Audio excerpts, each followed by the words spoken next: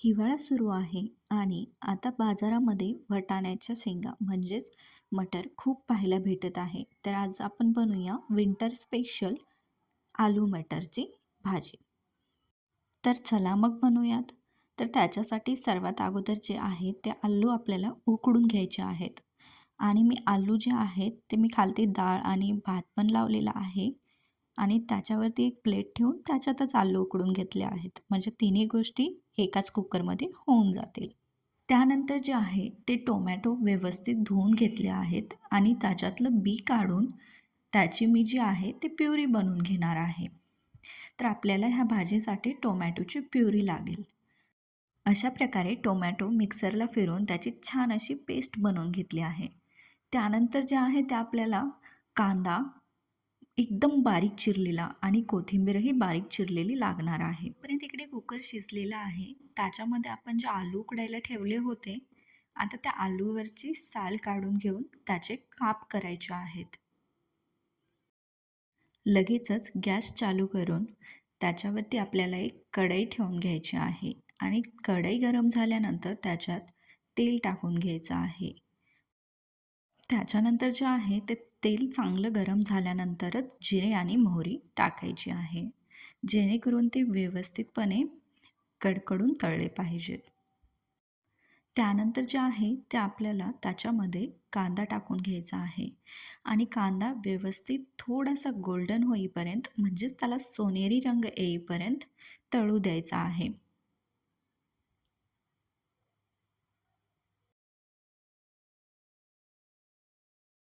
त्याच्यानंतर त्याच्यामध्ये आपल्याला जे आहे ते मटर म्हणजेच वाटाणे टाकून घ्यायचे आहेत.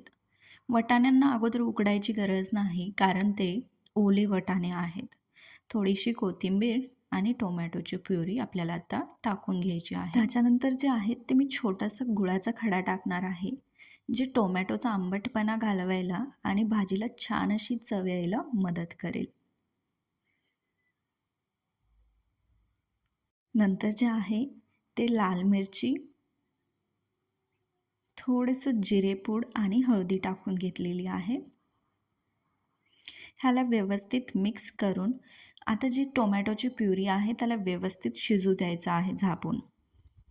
2 ते 3 मिनिट शिजू दिल्यानंतर त्याला उघडून पहा आणि टोमॅटोची प्युरी शिजलेली कशी कळेल तर ते पहा, त्याला छान असं तेल सुटून वरती आलेलं आहे.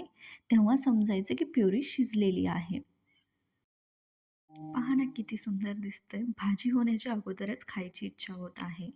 तर अशा प्रकारे टोमॅटोची प्युरी शिजल्यानंतर त्याच्यामध्ये जे आहे ते आपल्याला चवीनुसार मीठ टाकून घेऊन त्याला व्यवस्थित मिक्स करून आलू जे आहेत ते लगेच त्याच्यामध्ये मिक्स करून घ्यायचे आहेत.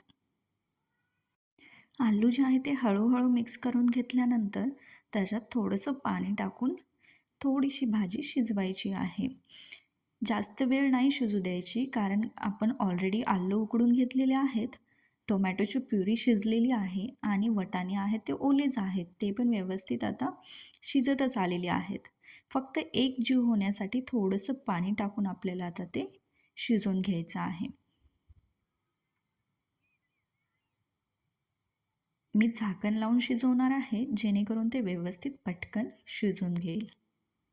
थोडीशी आता कोथिंबीर टाकून मी त्याच्यावरती झाकण लावून भाजीला 2 ते 3 मिनिट शिजू देणार आहे. 2 मिनिट शिजल्यानंतर एकदा उघडून मी त्याच्यामध्ये चमचा फिरवून घेऊन त्याला आणखीन 1 मिनिट शिजू देणार आहे. पहा ना किती छान दिसतंय भाजी. त्यानंतर 1 मिनिट आणखीन झाकण ठेवून शिजू देणार आहे. अशा प्रकारे आपली मटर आलूची सब्जी बनवून तयार आहे. जर तुम्हालाही भाजी आवडली असेल नाही, नक्कीच आवडेल, तर चॅनलला लाईक, शेअर आणि सबस्क्राईब करायला विसरू नका. धन्यवाद.